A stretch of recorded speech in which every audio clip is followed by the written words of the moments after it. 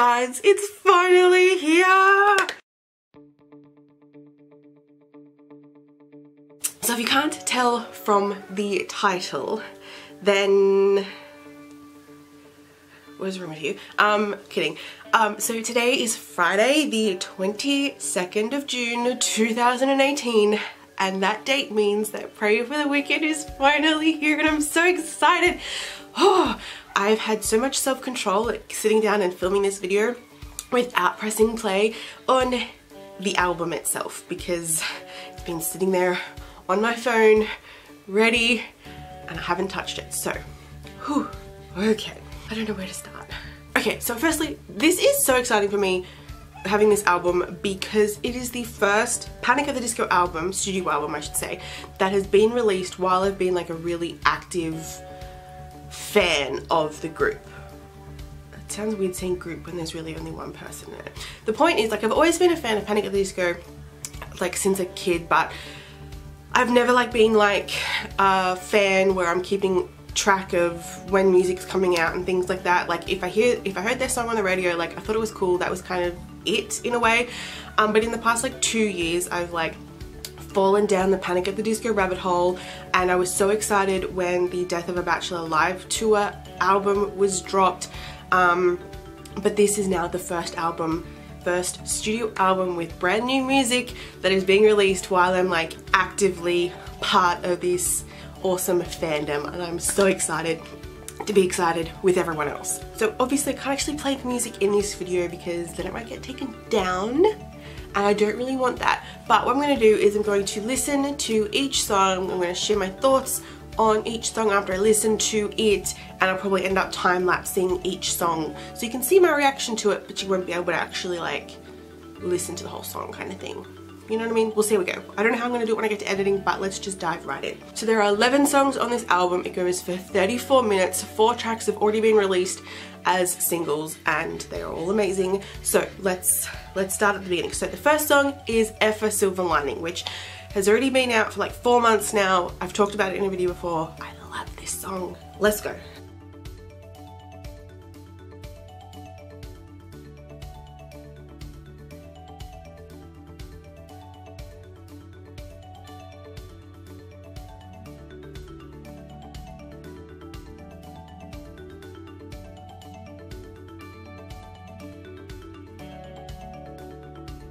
I really like that song. This was released alongside Say Amen, which came with a music video, which I'll talk about in a minute. And I feel like this one kind of went under the radar a little bit because like the music video for Say Amen was so epic and this one just had an audio video. And at the time I listened to this song and thought it was alright, but it's only like, obviously since it's been 4 months since this song was released, I've had a good chance to listen to it, and I actually really like this song. It's a short and sweet one. It's just right in there. It has swearing in it. My favourite part of it has got to be the Quick Charade Beyonce Lemonade bit. I just love that bit. I don't know why. It's just really cool. But yeah, I really like this song. So now, on to song number 2, which is Say Amen Saturday Night. This was the first single for the album. It has an epic music video alongside it. If you haven't for some reason seen that yet, please go check it out because amazingly it is the prequel to This Is Gospel music video, which is a prequel to the Emperor's New Clothes music video. Brendon made this a freaking trilogy, so let's just dive right in because I love this song so much.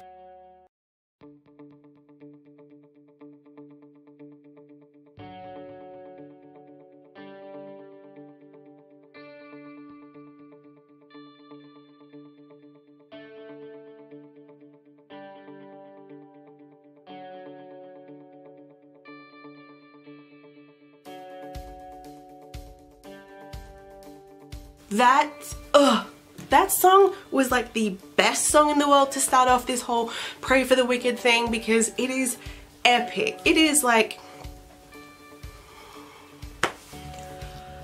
we're 2 songs into this and I'm already like excitedly exhausted. But that song is so good. It was an instant obsession of mine. I had it on repeat for way too long. and it's still like on my favorites playlist, and just I love it so much. And as I said, the music video for it is epic, so do go check it out because Brendon is kick ass in it and it's amazing. Now we are on to brand new territory. This is song number 3. It is Hey Look Ma, I Made It. And I'm excited. I'm like, ah, okay.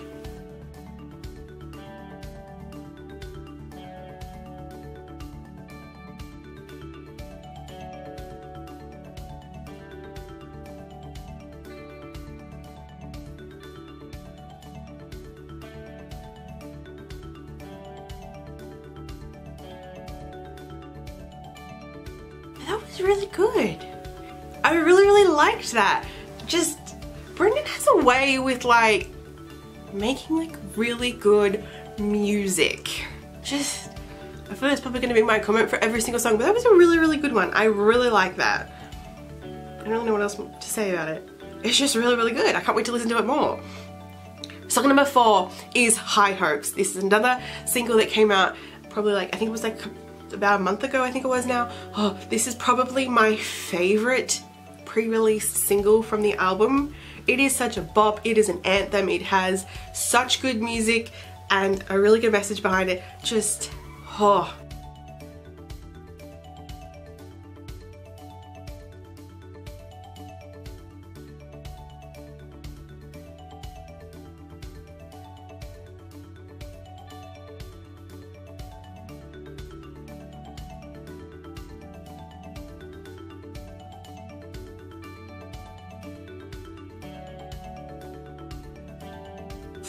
So good. That song is like an anthem. I don't know, it's just, it's big, it is epic, it is awesome, and I love the whole message behind it. Like, it's just powerful. Right, on now to track number 5, I think we're up to.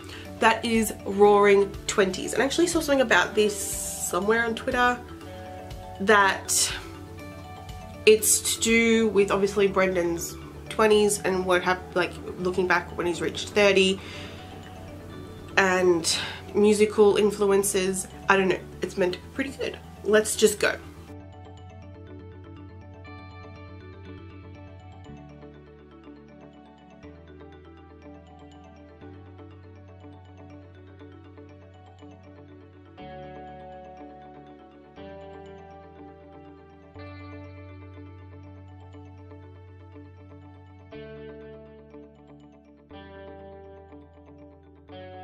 That was really good.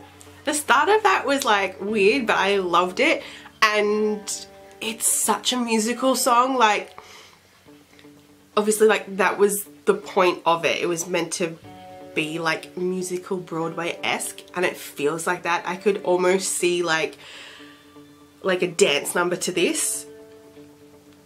It's like big and crazy and epic. And I feel like Brendon needs to sit down and write a friggin' musical because it would be amazing. It reminds me of something, but I can't put my finger on it. Something like Disney-esque, but I can't think of like the Disney movie. I don't know, I feel like it looks like it could fit in like Aladdin or Emperor's New Groove or something like something like that. I can't really put my finger on it. It's just got that feel to it. It's so good. I love the chorus. Oh, that's really cool. I like that one. That's probably one of my favorites so far. Right, I think we're up to number 6, aren't we? So we're up to number 6 now, and that is Dancing's Not a Crime.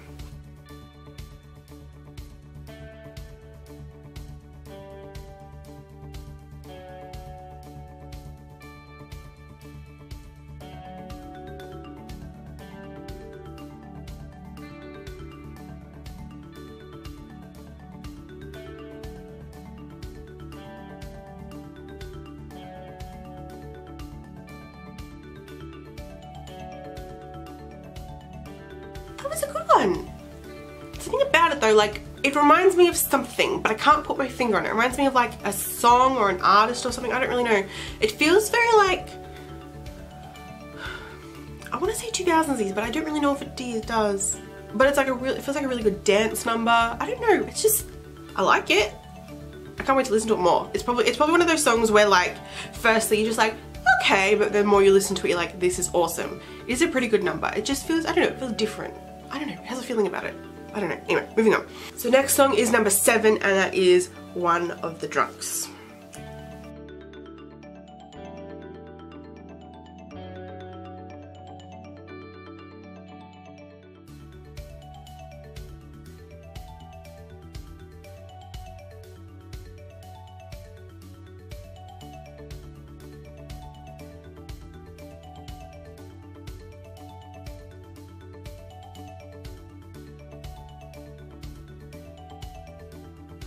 That was really good. I think what made it like awesome was that little bit at the end from the recording studio. That sounded really, really cool.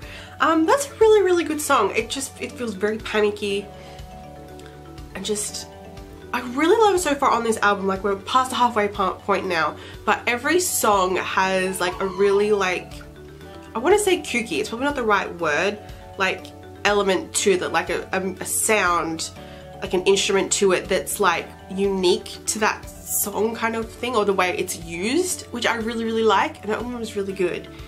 I like that one. That's good. I can't wait to, again, another one, can't wait to listen to it more, but I really like it. Next one is number 8, which is The Overpass.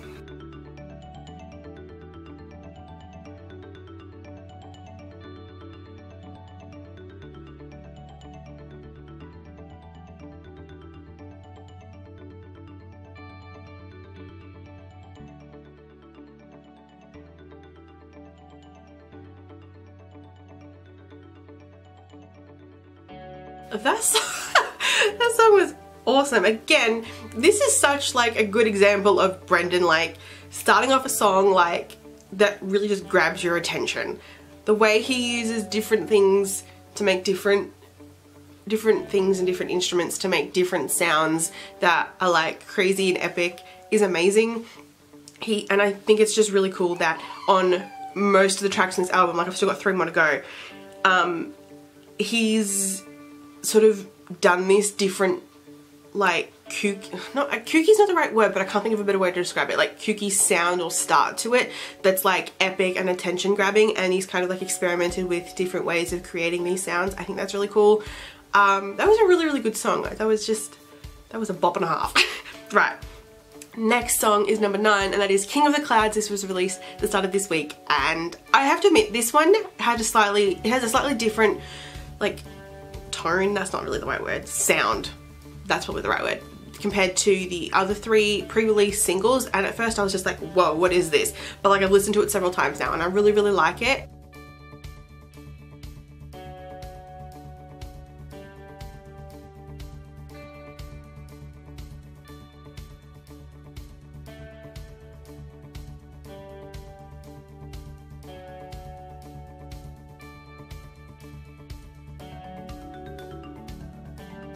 That one is a bop and a half as well. As I said, it was a slightly different sound kind of to like the previously 3 released singles, so I was a little bit like thrown, but like listening to it several times I was like, this is so good. And what makes me love it even more is the backstory behind it.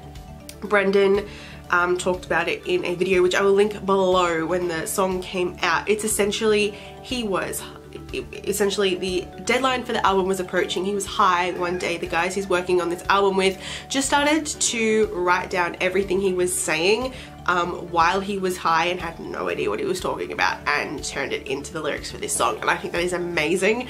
It makes like, if you go back and listen to the song now that you know that, like, it's awesome, and I really, really like it. It's a really, really good song. 2 more songs to go. So song number 10 is Old Fashioned.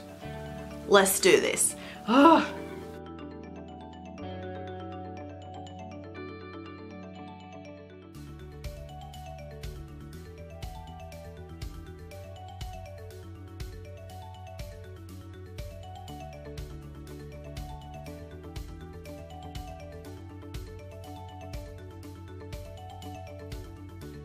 It was pretty good. I've noticed that like all these songs are like relatively short.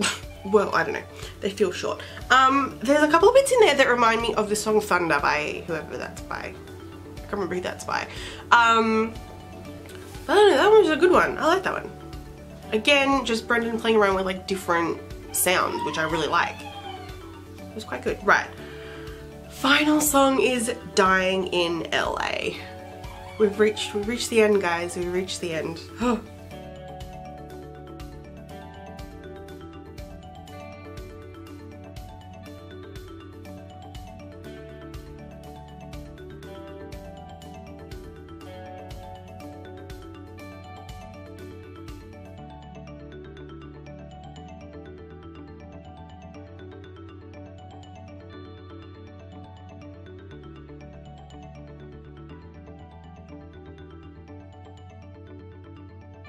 That is such a powerful note to leave that album on. Like, that was epic. I love the orchestra in that. Like, Brendon sort of hinted at different things about being involved with like more an orchestral side of things, and like you can really see it with that song. That is like so deep and really thought-provoking. That's a really good song. And such an epic song to finish the album with. Like, you have such this powerful album where you have all these big epic numbers, and then you have this one which is just as epic as everything else, but it's just very poignant, I think. I don't know, just I like that one. That's a good one. Whew. Okay. Wow, okay, made it to the end and I'm still alive. This album is definitely going to be on repeat for like the foreseeable future. Obviously, it's the first time I've really listened to all these songs, most of them, bar 4 of them. So my initial thoughts on everything is that it's a really good album. The sound in this album is like amazing. Brendon's like really added a uniqueness to every single different song.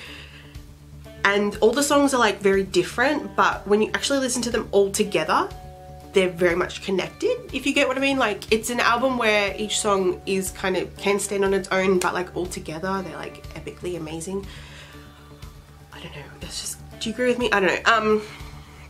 Right, I want to fangirl with you guys in the comments. So number 1, what is your thoughts about the album as a whole? Like, what do you think of the album as a whole? So far I think it's pretty good. Number 2, what is your favorite of the 4 pre-released singles? Mine definitely has to be High Hopes.